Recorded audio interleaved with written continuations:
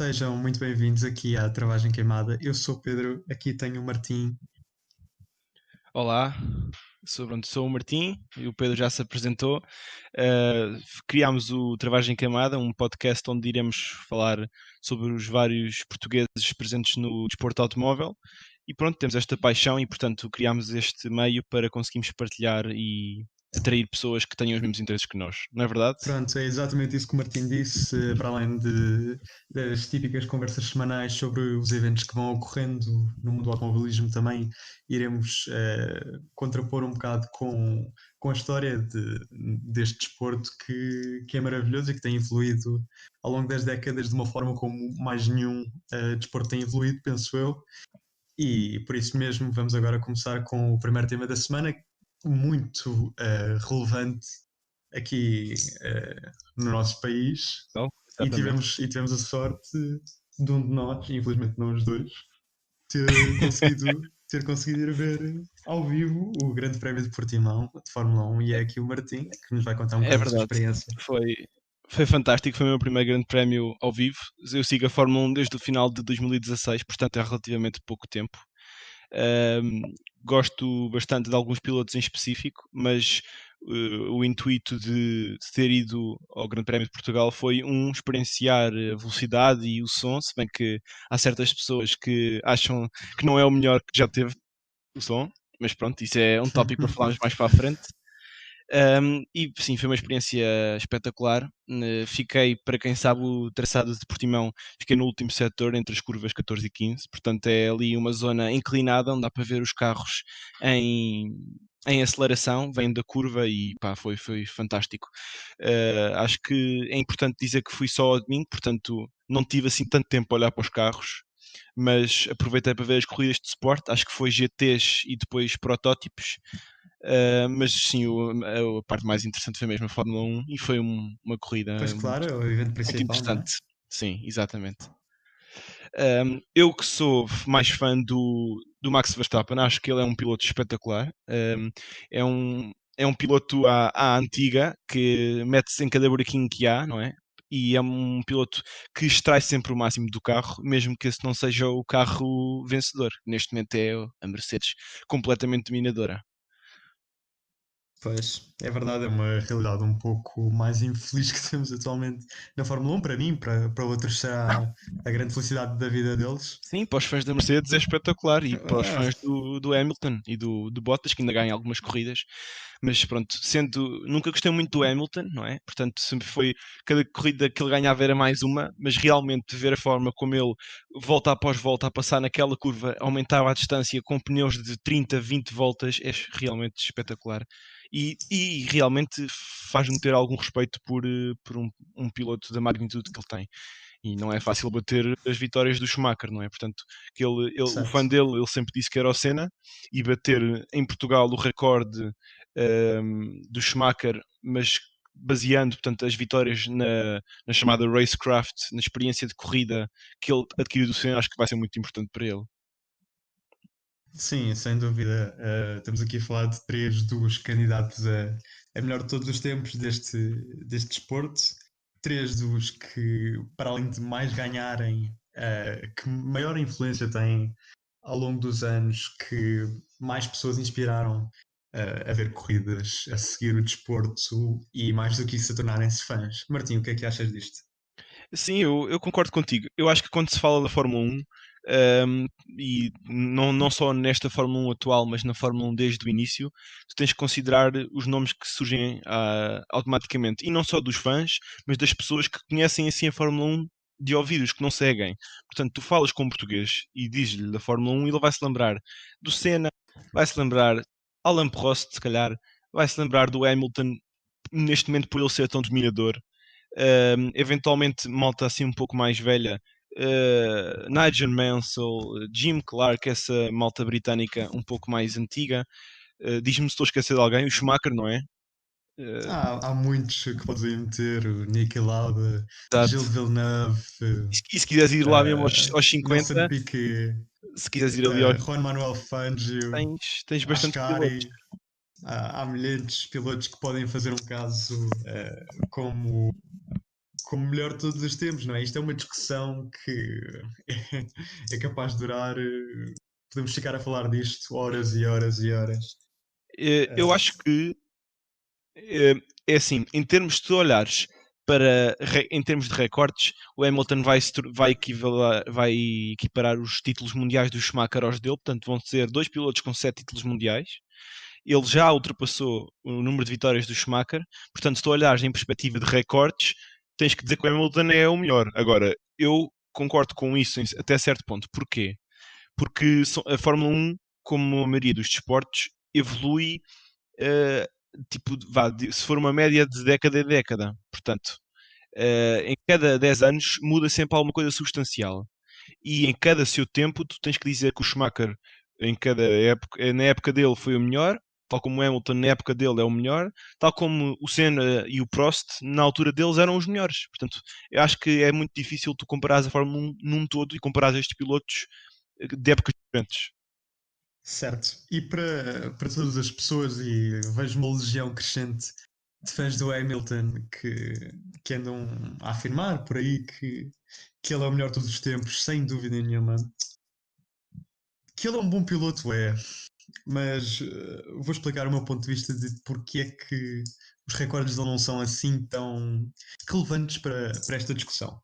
Claro que são impressionantes e claro que são relevantes, mas não são tudo. Por exemplo, atualmente o campeonato de Fórmula 1 tem muito mais corridas do que, por exemplo, tinha o campeonato nos anos 50, 60, 70, 80. Tinha cerca de metade das corridas, se formos analisar. Especialmente se formos aos 50, o campeonato era composto por menos de 10 corridas. Sim, é Por verdade. isso, por isso é quase impossível comparar, por exemplo, os recordes do Fangio, que antes do Schumacher era quem tinha mais campeonato, antes do Schumacher e do Hamilton, com 5 campeonatos, numa altura em que ele de certeza que viu os companheiros morrer a um ritmo brutal. Era realmente um desporto assustador. Ao longo dos anos, a Fórmula 1 deixou de ser isso lentamente, deixou de ser um desporto de medo e de sobrevivência para ser um desporto de velocidade e tecnologia de ponta. Sim, E concordo. essa transformação torna-se cada vez mais aparente hoje em dia, em que vemos pilotos e marcas muito dominantes. Também vemos a Fórmula 1 transformar-se cada vez mais, em vez numa corrida, de um campeonato, num negócio, não é? Mas esta é a natureza com que o desporto evoluiu, e não é só a Fórmula 1, conseguimos ver isto em vários outros desportos. É o que é. E realmente não posso tirar mérito ao Hamilton, que tem sido, desde que chegou à Fórmula 1, um dos pilotos mais dominantes, quase que batia um recorde sem precedentes, que foi quase que era campeão mundial na primeira temporada dele, Sim, de foi por um 2007, ponto, que não foi? não foi por um, mas foi por muito poucos. Foi em 2007. Na última corrida havia 3 pilotos com a possibilidade de ganhar. Se não me engano, em primeiro do campeonato estava o Alonso, em segundo o Hamilton e em terceiro estava o Raikkonen. Bem, quem acabou mesmo por ganhar o campeonato foi Raikkonen, numa última corrida que deve ter sido estonteante. Sim, é verdade.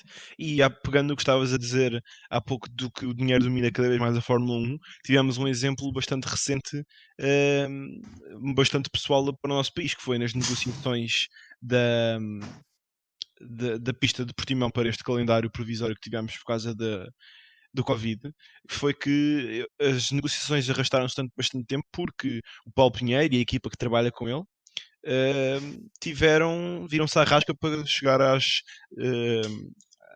intenções financeiras que a FOM e a FIA tinham. Sim, sim. Portanto, a partir do momento que nós valorizamos investimento, ou não valorizamos, mas que damos grande preferência ao investimento em vez da qualidade, acaba por comprometer um pouco algumas das pistas que temos. Por exemplo, Sochi, na minha opinião, não deveria estar no calendário porque é uma pista que traz É. absolutamente zero interesse. E não está sozinho, não está sozinho. Sochi não é grande coisa. Também há quem diga mal de Barcelona, para mim não é dos casos mais gritantes. Por exemplo, para o ano vai haver o Grande Prémio do Vietnã, que também tem muito que se lhe diga.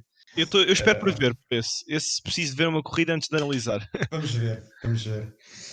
Uh, Mas sim, penso que podemos ficar aqui o dia todo a falar destas injustiças e ainda menciono ainda, sem chegarmos sequer às pistas, a falar dos pilotos. Penso que o único piloto da lista de atuais pilotos da Fórmula 1 que não nasceu milionário é o Hamilton. E a única razão porque ele conseguiu chegar à Fórmula 1 foi graças a um grande patrocínio da McLaren, desde que era muito miúdo. Portanto, estamos num desporto que, para além do fator sorte e do fator qualidade técnica, vemos que o dinheiro fala mais alto, não é? Sim, sim. Ninguém chega à Fórmula 1 sem uma ajudinha financeira, é verdade. É um desporto muito caro de se entrar e Claro, tem que claro. ter fichas bastante pesadas para entrar para esse desporto. Claramente, claro. Pegando um pouco ainda no assunto do Grande Prémio, acho que fiquei bastante surpreendido com a recuperação do Pérez. No final da primeira volta, eu na altura Uhum. não soube porque no ecrã gigante não se via nada, mas depois de ver a corrida com um pouco mais calma, pronto, o Max toca-se com ele, não é? Para mim, eu que Sim. sou fã do Max, custa-me dizer que 50-50, porque acho que nem o Pérez deu muito espaço, nem o Max devia se ter enfiado ali, mas pronto, estava a vir de um duelo com o Bottas, portanto isso é discutível. Mas a forma como ele vem também recuperando volta a volta e ficando mais próximo foi bastante notável. E acho que ele acabou em sétimo, se não me engano, ou em oitavo, assim no final do top 10. E foi bastante bom. E vou-te dizer, pegando um bocadinho já nas previsões de 2021, acho que a Red Bull tem uma tarefa em mãos em escolher entre Hülkenberg e Pérez, porque para mim o Albon Uhum. já não está naquele lugar. Tiveram a ouvir boatos esta semana que já falavam do Pérez a substituir o George Russell O Williams, não é? na Williams. É Sim, vamos verdade.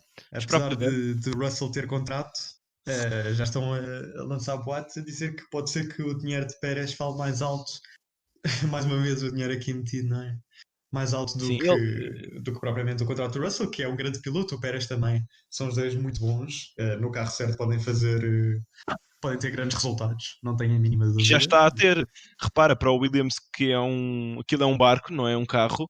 Sim, O George Russell ter acho que é 12 corridas, 7 Q2, é espetacular, é um é, grande sim, feito. sim. Nada a comparar com o Latifi, coitado, não é? E eu Mas acho que ele sofre um pouco com críticas, porque eu acho que ele é um bom piloto. Atenção, não é um grande piloto, pelo menos ainda não se afirmou como tal. É um bom piloto, conseguiu bons resultados na Fórmula 2 e nas Fórmula 1, mas acho que sofre assim um bocadinho por estar alguém contra o George Russell e por ter também estar na equipa essencialmente por o pai, acho que até detém o da Williams neste momento. Portanto, isso é um pouco sim, complicado. voltamos outra vez ao assunto do dinheiro que é muito chato, mas que é uma realidade gritante, não é? Hum, É assim, mas primeiro queria esclarecer uma coisa. Cada um dos pilotos que chega à Fórmula 1, mesmo que só faça treinos, ou podemos falar de Fórmula 1, podemos falar de Fórmula 2, podemos falar de Fórmula 3, são todos excelentes pilotos. Excelentes pilotos. Todos. Que não haja a mínima dúvida disso. Todos eles, dado o carro certo, conseguiam ganhar pelo menos uma corrida. Sim, concordo Pelo contigo menos. nisso. Sim. Uh, Agora, claro que por muito bons que sejam os pilotos, não, nem todos vão ter as mesmas condições. E é aqui que entra, para além do fator sorte, o fator dinheiro, que voltamos mais uma vez. Exato. Pronto, temos outro exemplo que não está confirmado ainda, mas em breve deverá estar, que é o Nikita Mazepin que está atualmente na high-tech da Fórmula 2, deverá ir para a AS, ao que tudo indica. Uhum.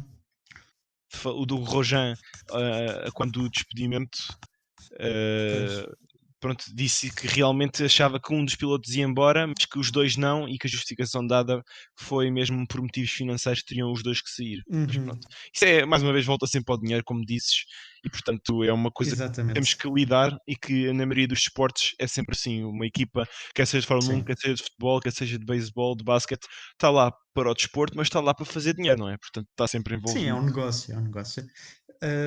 Mas a verdade é que nenhum dos pilotos de topo também quer aquele lugar da AS. É uma equipa muito estagnada, sem grandes hipóteses de progressão nem de lutar por lugares de pontos, não Pontuáveis, é? sim. De pontos, pronto, é discutível, mas de pódios é para esquecer. E a verdade é que os pilotos, para além de mais uma vez, dinheiro, querem, querem se destacar e querem ter bons resultados naturalmente. Naturalmente.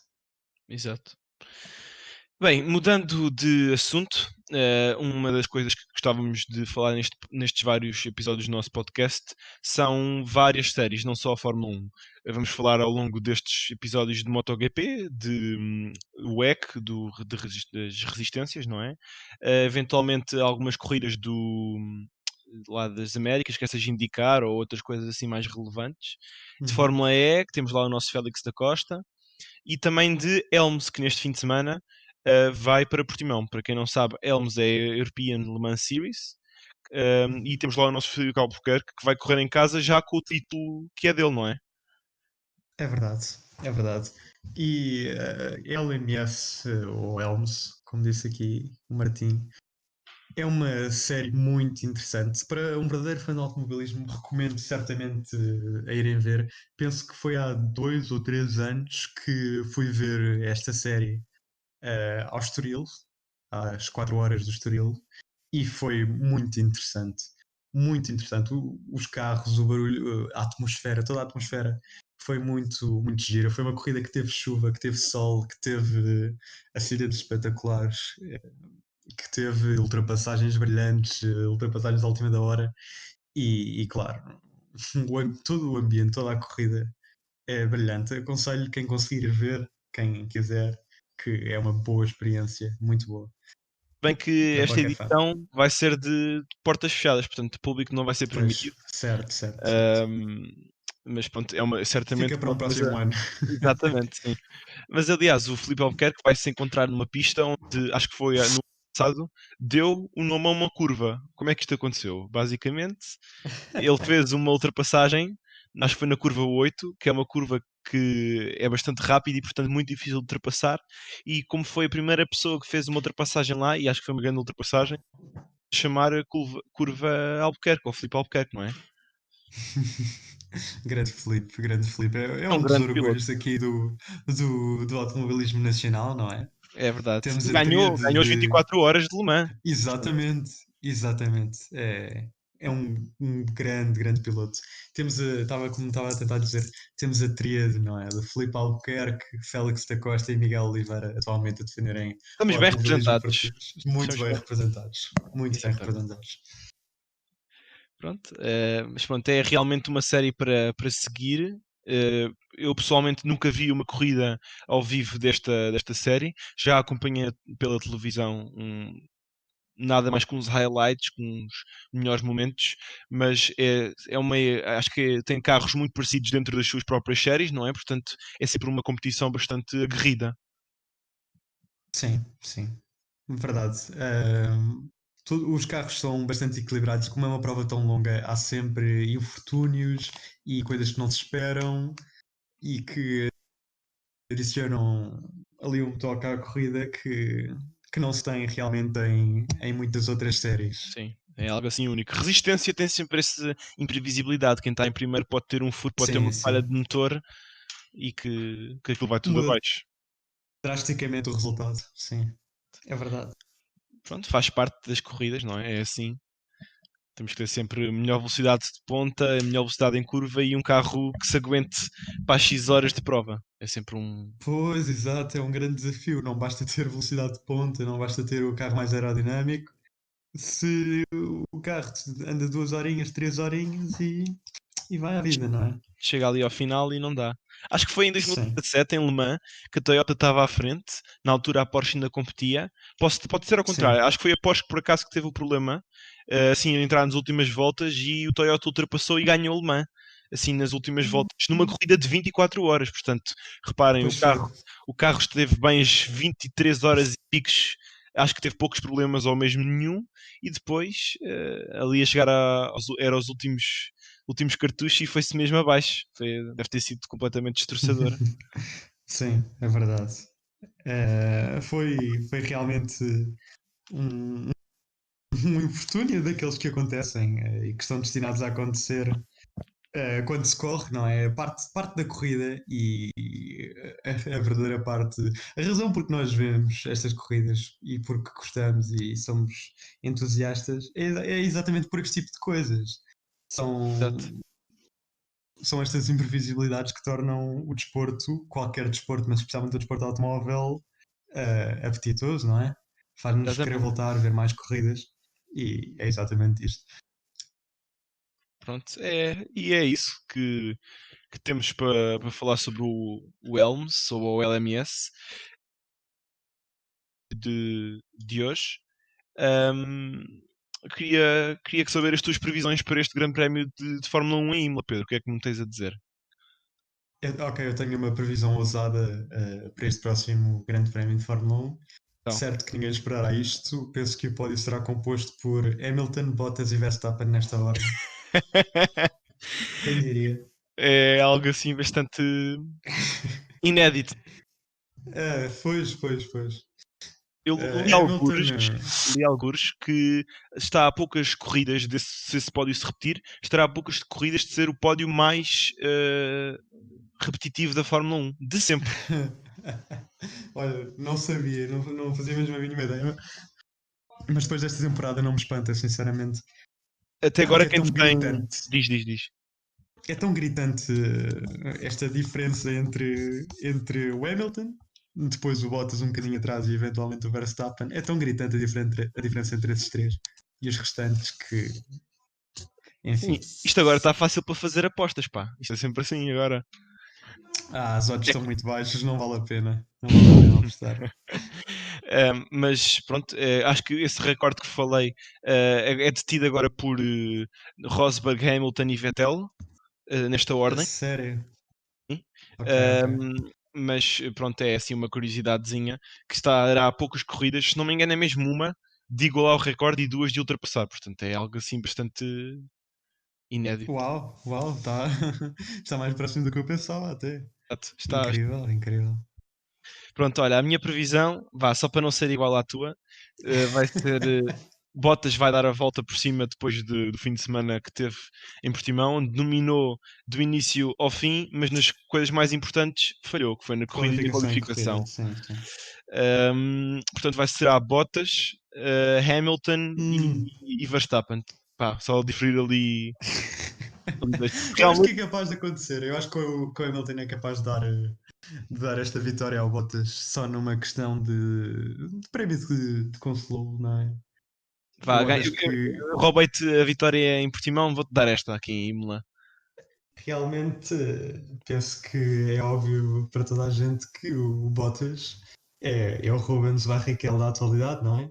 Se o Hamilton é o novo Schumacher, o Bottas é o novo Barrichello, é o novo companheiro que acaba sempre por ficar. Sim, eles são Sim, pilotos. acaba sempre por ficar não tanto debaixo do holofote, não é? Mas está lá para ajudar a equipa, cumprir ordens, assegurar o campeonato e a verdade é que é um piloto talentoso, tal como era o Barrichello, mas que sobre a alça de um piloto de outro talento e de outra magnitude, que efetivamente não vão ser dali. O Barrichello, por exemplo, no final da sua carreira, ainda tentou, depois de sair da Ferrari, tentou meter-se na equipa, na Brown, que chegou a ter o campeão mundial, o Jenson Button, mas mais uma vez, Sim, ironicamente, queria sair debaixo da alça do Schumacher, foi-se meter debaixo da alça do Button e acabou por ser também o segundo piloto. sim. Sim, foi completamente dominado nessa temporada de 2009.